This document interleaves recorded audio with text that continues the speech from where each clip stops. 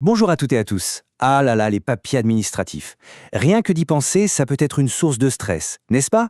Eh bien, pas de panique. Aujourd'hui, on va voir ensemble comment faire de cette tâche une simple formalité.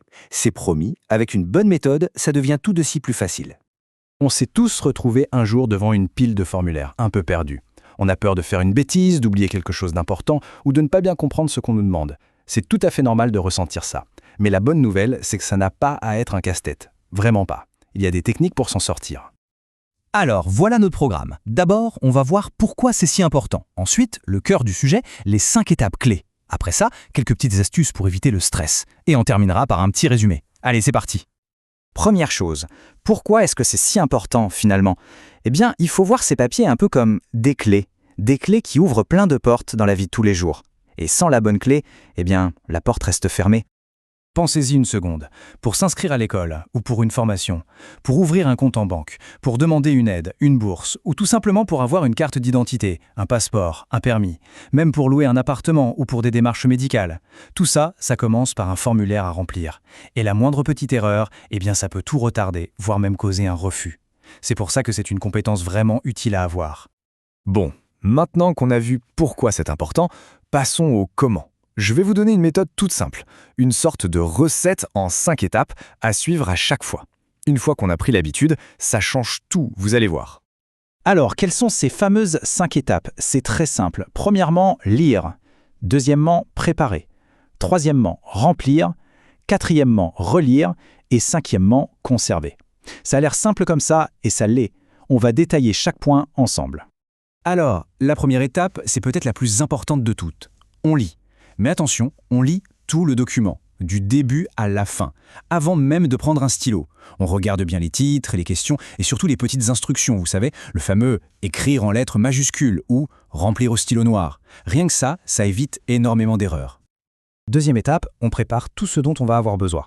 C'est un peu comme faire une recette de cuisine, on sort tous les ingrédients avant de commencer.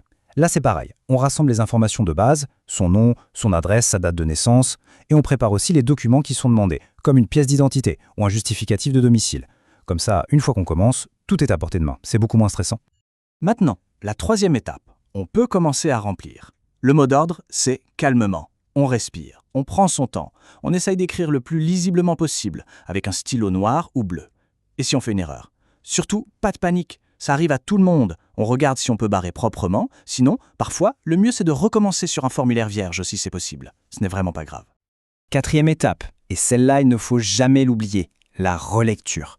Une fois qu'on pense avoir fini, on pose le stylo et on relit tout, calmement.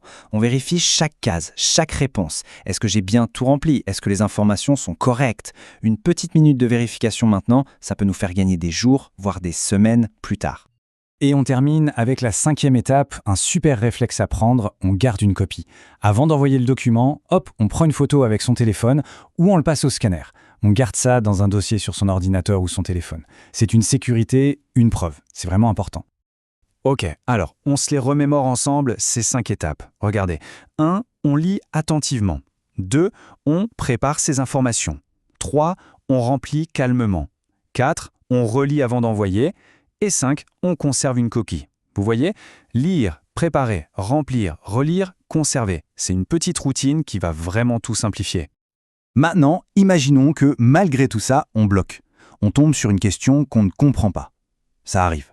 Surtout, on ne panique pas. Il y a toujours des solutions. Voici quelques conseils si jamais ça arrive. Le plus important, on prend son temps, on ne se précipite jamais. Ensuite, si une question n'est pas claire, on n'hésite surtout pas à demander de l'aide. À un proche, à un professeur, un assistant social, peu importe. Il n'y a pas de honte à demander. Si c'est juste un mot compliqué, un petit tour sur Internet ou dans un dictionnaire, et c'est réglé. Et un dernier petit truc, regardez toujours s'il n'y a pas une version en ligne du formulaire. C'est souvent plus guidé et plus facile à remplir. Voilà, on arrive au bout de notre petit parcours. Alors pour résumer, qu'est-ce qu'il faut retenir de tout ça? Je crois que cette phrase résume parfaitement l'idée. Savoir remplir des papiers administratifs, au fond, c'est bien plus que juste remplir des cases.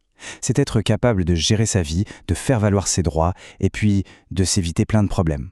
Alors, il ne faut plus voir ça comme une montagne. Avec un peu de méthode, de la patience, c'est à la portée de tout le monde.